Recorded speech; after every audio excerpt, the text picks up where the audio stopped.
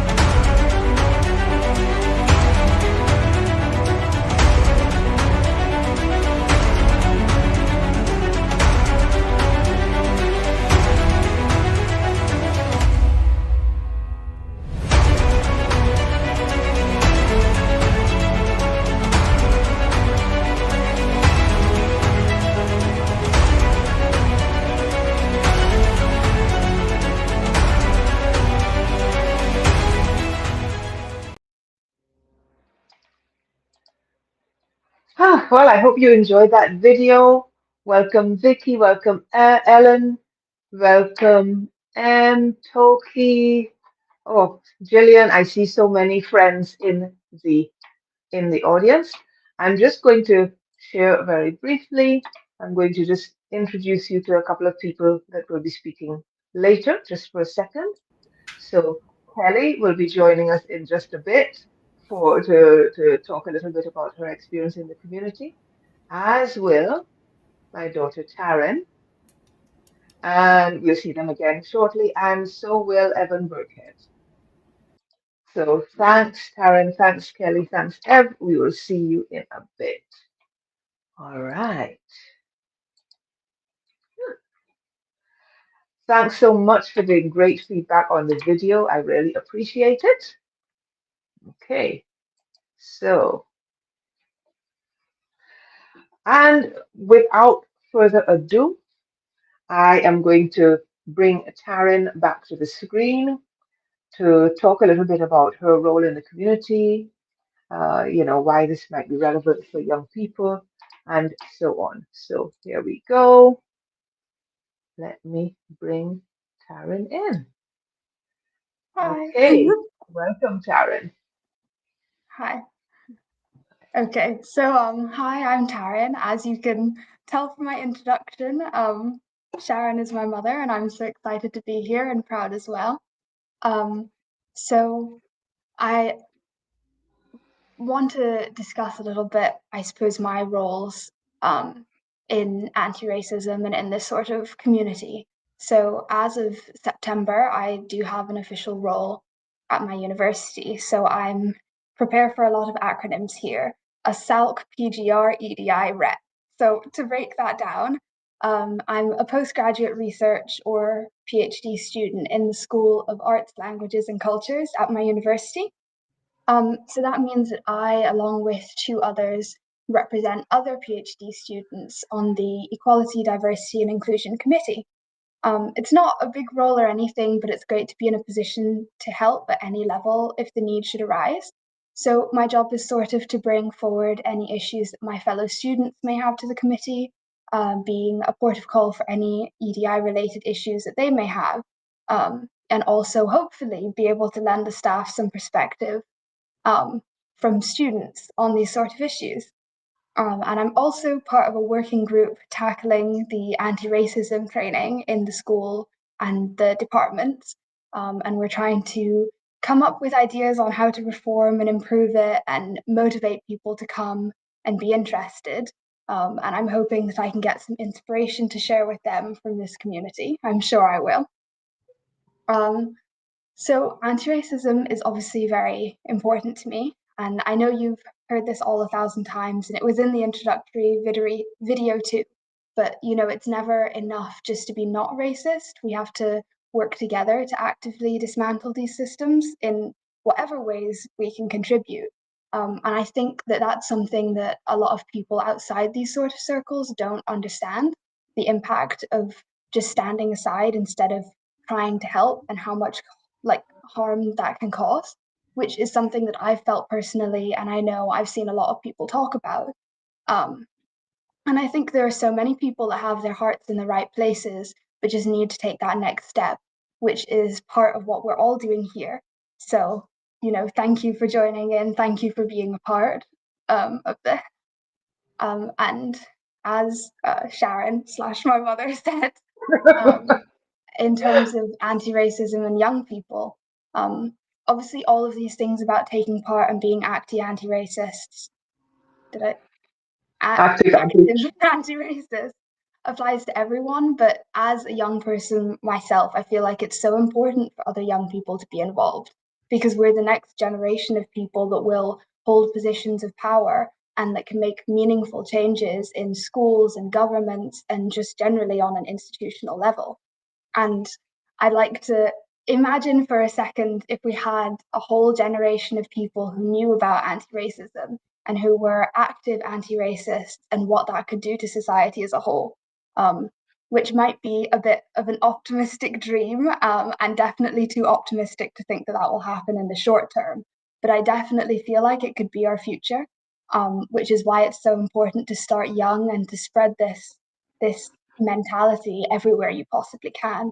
Um, and anyway, I'm really excited to be here in this amazing space for people to share and learn and grow as people and anti racists and to benefit from my mother as I have all of my life. None of us are ever finished learning, and I know that this will be a great space to do it. So thank you very much for having me. Thank you so much, Taryn. That was so wonderful. Can I just admit to a little bit of motherly pride there? All right, I'm going to release you to go backstage for a little, and we'll call you back a bit later. Thanks so much, Taryn. All right, so let's check the comments for a second. Oops, I don't know what I did there. All right, lots of people saying hi, Taryn. Yes, Taryn, way to go, Taryn. I'm in. We need to dream big. Yes, I agree with Ella. It was very, very inspiring, Lisa. I agree for sure. All right, so let us now turn to a little bit of an insight into the community. So first, what I want to show you, you should be seeing now, is a little snapshot of the different sections that are available in the community. Um, I'm not going, we have an intro channel which people fill out by answering a few questions as they come into the community. Announcements are pretty clear. General is everything that doesn't fit anywhere else. And then really important are brave question space and our accountability channels. We have weekly accountability check-ins. I'll show you an example in a minute. And we also have a space where people can ask questions. What's not shown on the screenshot, uh, because tech is tech and you can't think of everything, is that we also have a reparations channel and we have a community learning space. But I'm going to share some bits from those in just a minute. So here was our one of our accountability check-ins, and what we like to do is to keep it very specific. We want people to share a specific action that they can take in the coming week and to check back in on what they promised to do. So the idea is this continuous accountability, because as we all know, it's accountability that makes us commit to and continue taking action. And thank you, Ellen. Yes, the brave question space. That was very deliberately named because not it's not every time that we feel safe. It's not every time that we can guarantee safety. We aim to create a safe space, but sometimes it's also about stepping out of ourselves a little bit and asking those questions that we can't ask anywhere else. So that's why it was called the brave question space. And I actually want to give a couple of examples of the brave questions. Is there a space to practice dealing with conflict when it comes to confronting racism? This is a question that actually gave us something to work on because it came in last week. We thought, okay, we're going to create that space, a space where people can actually, practice dealing with situations and feel comfortable doing so in a space where everybody's working towards the same goal. Thank you, Carmela. Yes, continuous accountability is extremely good. And then we have also, I'm going to take that chat off for a second. Oop, right. What do you do? This is one of the first questions in the Brave question space. What do you do when you mention anti-racism and the person freaks out? And so we had a whole discussion about Black friends, um, what that actually meant, whether that actually existed, how and how you could deal with it. And we also had a discussion about capitalizing the B in Black and why that was important to so many of us. Um, so, everything is a learning opportunity within that space, you know? All right, let's see what else.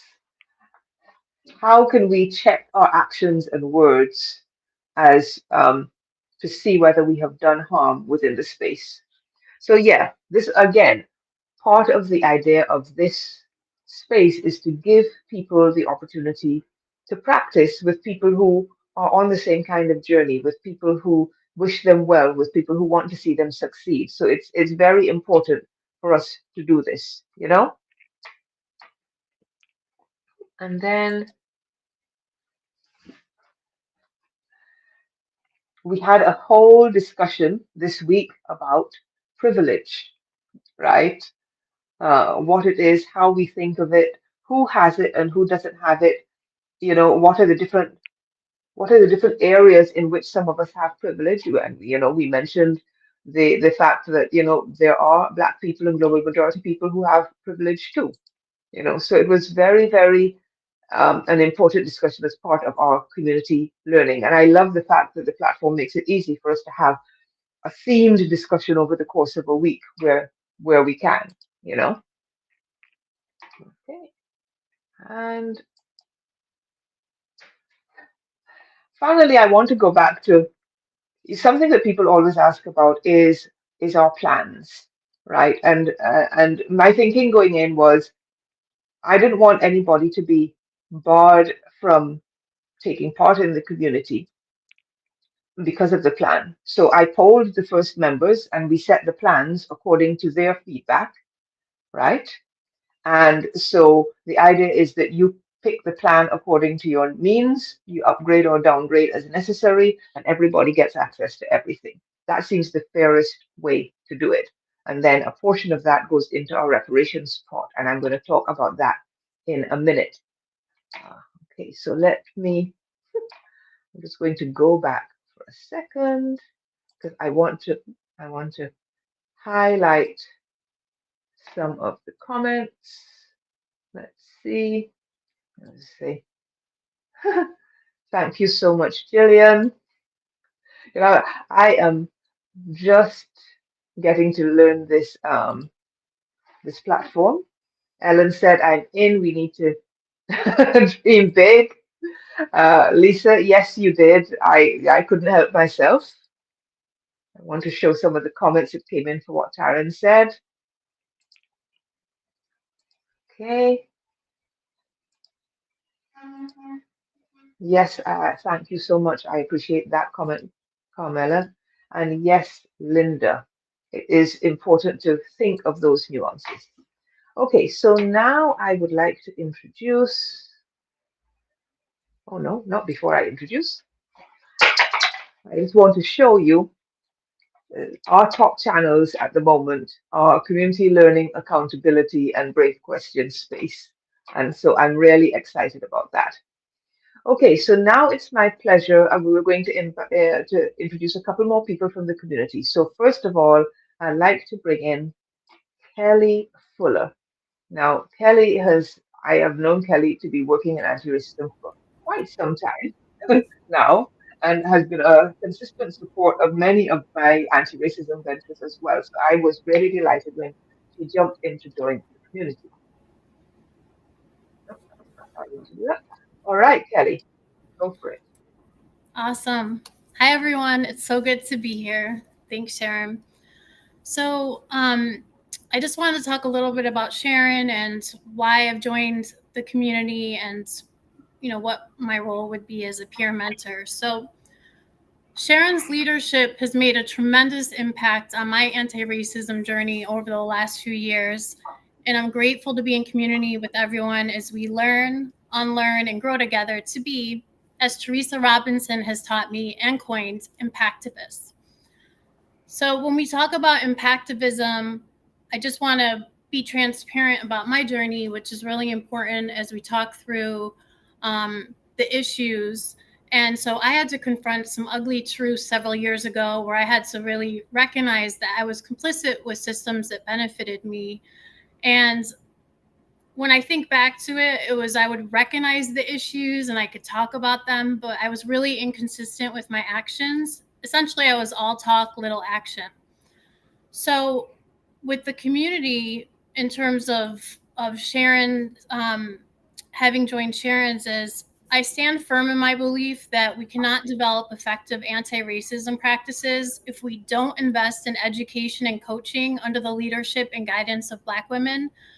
We also must compensate content creators for their time in various ways, particularly those whose content we regularly consume and learn from.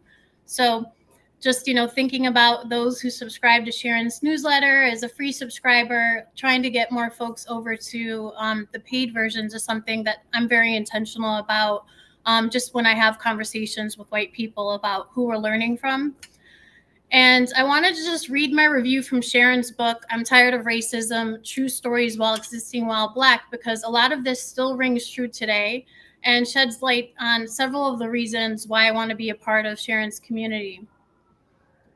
White people, many of whom are self-proclaimed allies, have tiptoed back to our comfort zones while Black people continue to experience racism and face discrimination. Sharon's 30-plus essay narrative evokes the necessary discomfort and sense of urgency to make an intentional decision on our role in racism.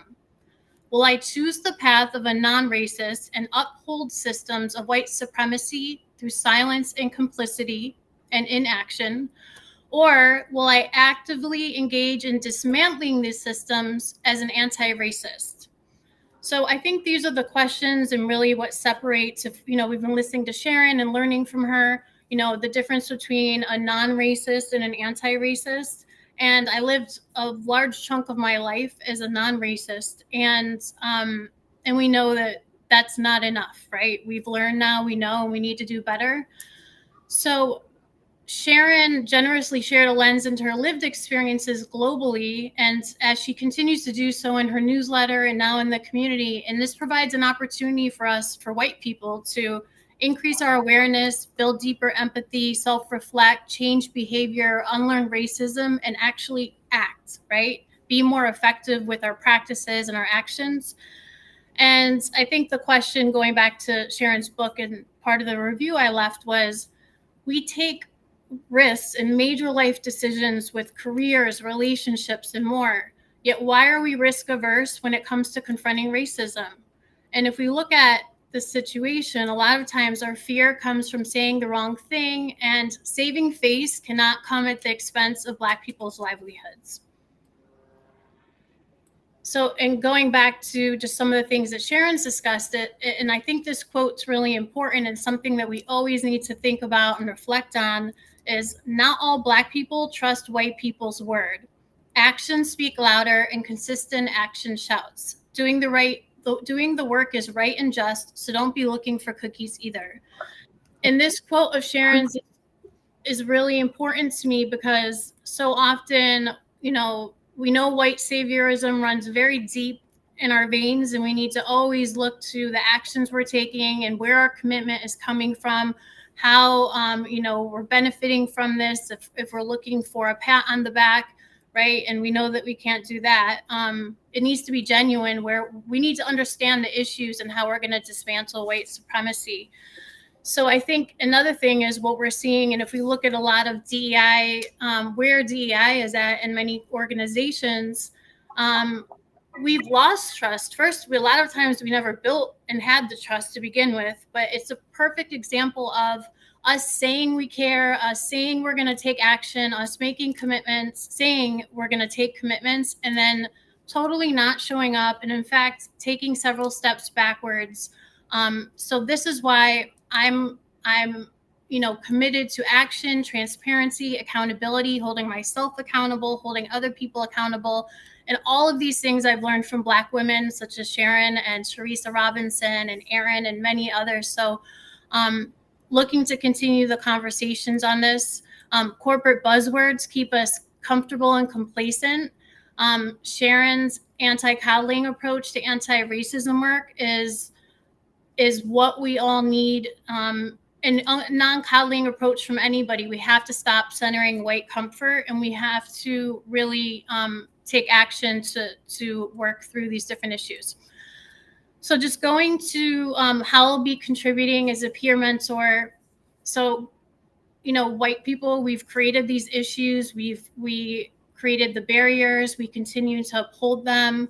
Part of being in the community for me is applying what I've learned from the Black women who I've been under their leadership and guidance, for coaching, for programs, and being able to share some of those learnings with the community, and just identifying different things that I wouldn't have known several years ago that I've just really been focused on. So I'm looking forward to being a mentor. I also, of course, without saying, this is a lifelong commitment. I'm still learning and unlearning. So I would always want to be held accountable, just as, we will all hold each other accountable in the community. And so just want to say thank you, Sharon, for having me in the community, for being a peer, and just I'm grateful for you and appreciate you so much. Thanks. Thanks so much, Kelly. Really, really appreciate that. Okay. And as you will realize, I finally figured out how to center one person in the screen very belatedly. That's what happens with tech. Okay, so before we go to our next speaker, who is Evan Burkhead, I just wanted to bring up one of the comments from Linda.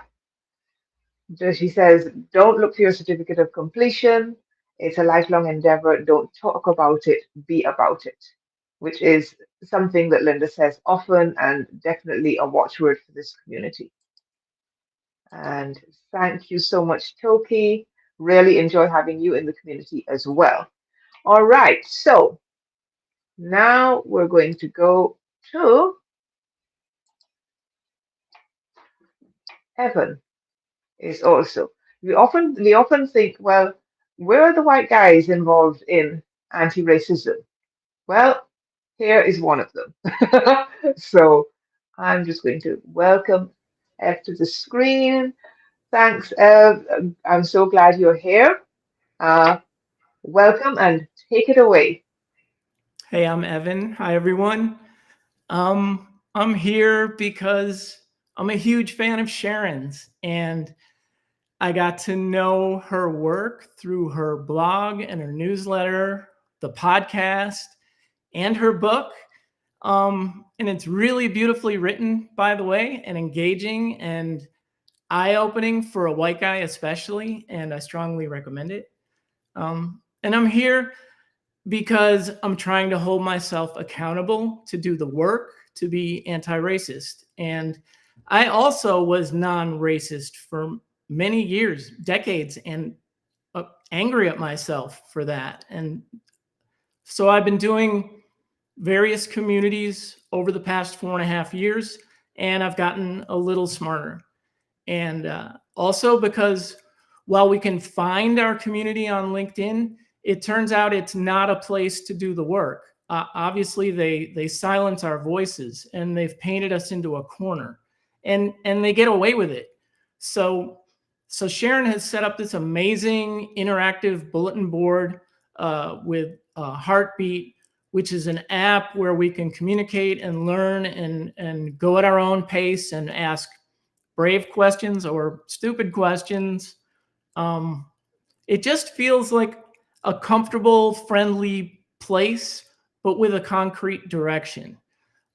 It's like an extension of Sharon.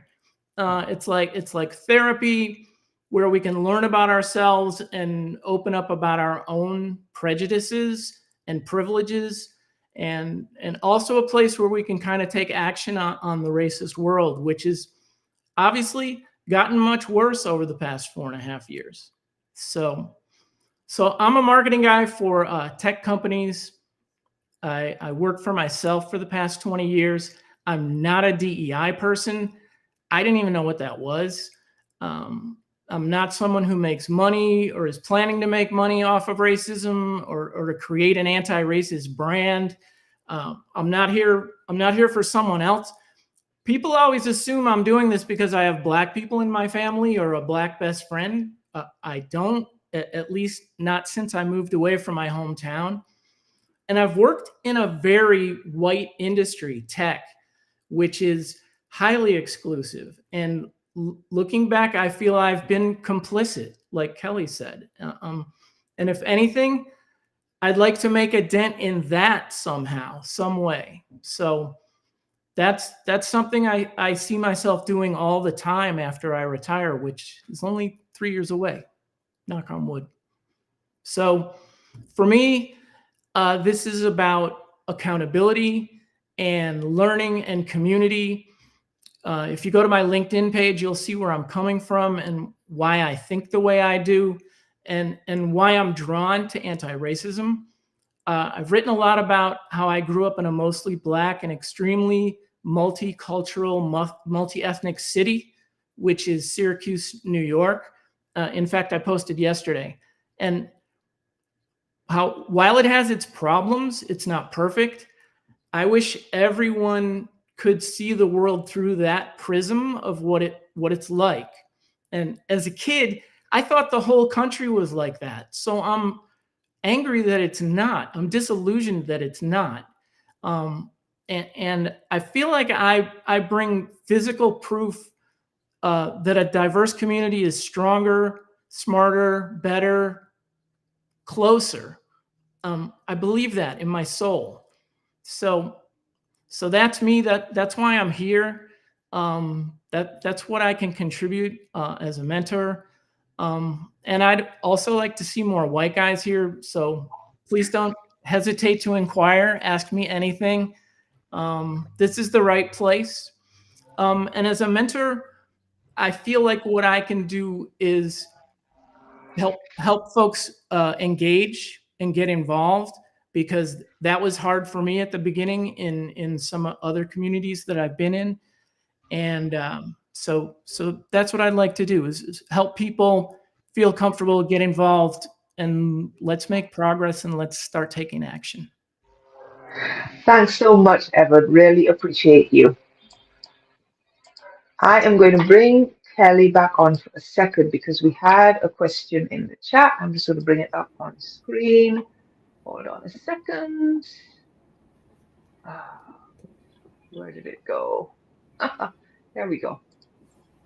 Question from Cheryl. I'm curious about what accountability looks like from a white woman's perspective. So I would love you to answer that, Kelly. Sure. Thanks for asking, Cheryl. It's an important question. So I'm trying to think of a way to not get too much into the details with this, but I would say it starts with our self journey is part of it, right? So it's the learning, the unlearning, the really spending the time to educate ourselves and get to a place where we are developing effective practices. And again, going back to Teresa Robinson, to be impactivists. So as part of being an impactivist, I look at it as being able to call out people for racism, covert and overt, calling on people. So those exercises could be, sending, doing outreach to an organization when you get, when they send out a newsletter and it lacks Black representation. And so working through different things like that. I also think it's important to look at where our investments are being made, your income, who are you doing business with? How are you compensating the Black and Brown creators that you are learning from? Because we know that there's a lot of people that are just, on LinkedIn and consuming content and learning, also not giving proper attribution. So I'd say it's understanding the issues and being able to speak to them effectively if you're confronting or interrupting bias and racism. It's not staying silent. It's taking steps beyond just commenting on a post like, that's horrible if something happens, if there's discrimination, because that's a lot of times what it is. It's the surface level performative acts that a lot of times white women stick to in doing things that make us feel good about ourselves. And it's not really dealing with the issues effectively. And that starts with confronting our own racism and then taking it to weekly, daily actions where we hold ourselves accountable to literally saying, like, what actions are you taking? Where are you at with it? What is the outcome? And continuing to refine and improve that. So I hope they answered your question. Thanks so much, Kelly. All right, I'm going to go to the chat for a second and bring up some comments, see what else we've got. This was from Kelly's presentation earlier. Yes, I agree with Amaro. We learn, unlearn, and relearn every day. Let's see, what else do we have? I'm trying to. This was very amusing. Appreciate that, Ellen. I know you had to leave, but just wanted to acknowledge your comment. I don't know who LinkedIn user is, but I appreciate the kind words for sure. All right, let's see what else we have. We have Gregor. Completely agree with Evan there. And I'm really pleased to hear, he says, I'm on a similar crusade to change tech in the way we are all thinking. Okay. All right, here's a comment from Linda. Tech can be exclusive if we're only talking about fan-type companies. Part of my commitment to anti-racism is helping those who are typically excluded build their dreams. My clients are people who aren't typically given voice in tech. And if you have not yet checked out Chat Black GPT, which I know is one of the things that Linda has been involved in, you know, do yourself a favor and check it out. Lisa, yes, thanks so much for being with us. Really appreciate you making the time that you had. All right, so turn the chat off for a second and let us talk a little bit about what comes next. So one of the posts that I made very early on was for us to start thinking about the creators and causes we want to support with our reparations fund. And it was really important to me that we take some of the membership money, no matter how small it is, and support people who are doing good work or who need a little boost. Typically, my thinking was people who might have difficulty getting funds elsewhere. And that could be anything from, a small amount to help somebody buy gas, you know, or it could be a bigger amount to support a campaign. And so one of the things that our peer mentors are actually doing is compiling the initial suggestions into a list so that we can start making our first reparations payment. And at the moment, that is 10% of income after expenses is going. I think that's about the amount is going towards reparations. So um, I think there was maybe, I don't know, I can't actually remember the figure. It was a small amount for the first month. It would be a bigger amount for this month. And our thinking is let us spend that money with some people that need it, right? Yes, thank you for sharing the link for Chat Black GPT. People on LinkedIn will be able to see it. Um, so yes, I am not saying that this is going to be perfect. We are going with, as well as don't talk about it, be about it. Thank you, Linda. We're also going with done is better than perfect. We know where our heart is, we know what our intentions are. And there's no doubt that as we build this community together, things are going to evolve and hopefully improve so that we can continue to do better in taking action, meaningful action as a global community. And, our community is already kind of global, well, I'm here in Barbados, right? But we have people in the UK, people in Canada, people in the US. Um, and I'm very, very hopeful that we're going to get other people from other parts of the world, people from the global south, and so that we can truly work on this together. That is one of my visions, right? What else is next? We're going to do some live learning. As many of you might know, this community started from an idea that I had to do an anti-racism course, and I got some great advice from Teresa M. Robinson, who many of you know, and that led to the formation of the community.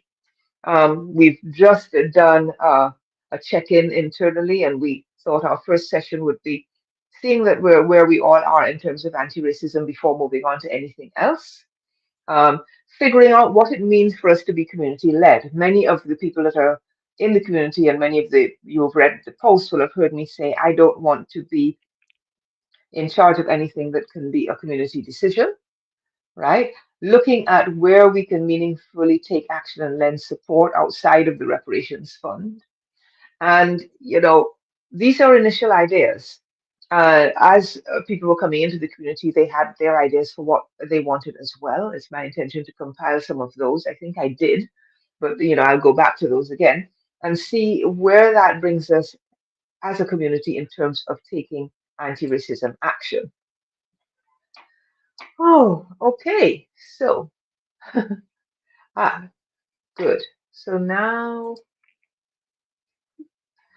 right. So we are almost at the end of our launch, a little early. I'm going to just bring back up the panel. I'm giving you this is your 1 second warning, people on the panel. I'm bringing you back up for just a second. so that I can thank you, so that everybody can see who's involved. Evan, I see you're not quite ready. There we go. So just wanted to say thank you to Taryn, Evan, and Kelly for being a part of this launch, for being supports in the community. I want to thank you all for being here. You know, I don't believe in dragging things out unnecessarily or waffling if there's nothing more to say. So I think we have covered everything for now. And so I'm just going to say bye to everyone. Thank you. I'm looking forward to us all doing great things together. So I'm going to say bye now to Kelly, to Taryn, to Evan, and I think we are almost out. So thank you again for being here to celebrate. And I look forward to seeing those of you who are in the community. Be sure to check me out if you want information about the community. And I will see you in all the online spaces.